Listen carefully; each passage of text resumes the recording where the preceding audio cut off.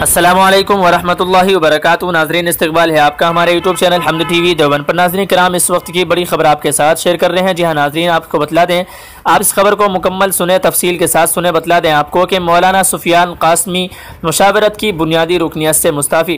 بتلا دے چلیں کہ ممتاز عالم دین اور سرکردہ ملی رہنما دارالعلوم دیوبند وقف کے محتمم مولانا محمد سفیان قاسمی نے مسلم مجلس مشاورت کی بنیادی رکنیت سے استعفیٰ دے دیا ہے۔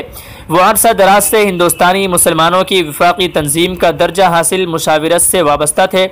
یہی نہیں، مولانا قاسمی اعلیٰ اختیاراتی باڈی سپریم گائیڈنس کونسل کے نائب صدر کے علاوہ مشاورت کی مجلس عاملہ کے منتخب رکن تھے۔ اگرچہ مولانا قاسمی نے اپنی گوناگوں مصروفیات کی وجہ سے مشاورت کی مزید خدمت سے معذرت چاہی ہے اور استعفیٰ قبول کرنے پر اصرار کیا ہے۔ ادھر ان کے قریبی ذرائع کا کہنا ہے کہ مشاورت کے حالیہ تنازعات سے کافی دکھی تھے اور اپنی جانب سے انہیں حل کرنے کی کوشش بھی کی، جن میں وہ بظاہر ناکام رہے۔ مفاہمت کا کوئی راستہ نہ دیکھ کر حضرت نے خود کو مشاورت سے علیحدہ کرنے میں ہی عافیت سمجھی۔ ان کے استعفیٰ سے مشاورت کو یقیناً دھکا لگا ہے۔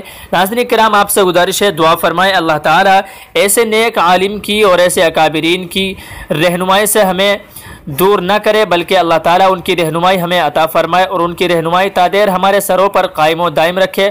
اللہ تعالیٰ حضرت مولانا کی عمر میں برکت عطا فرمائے۔ اللہ تعالیٰ حضرت کا سایہ تا دیر قائم و دائم رکھے، انہیں محفوظ رکھے۔ السلام علیکم ورحمۃ اللہ وبرکاتہ۔ ناظرین، اپنی رائے کمنٹ باکس میں ضرور ڈالیے گا۔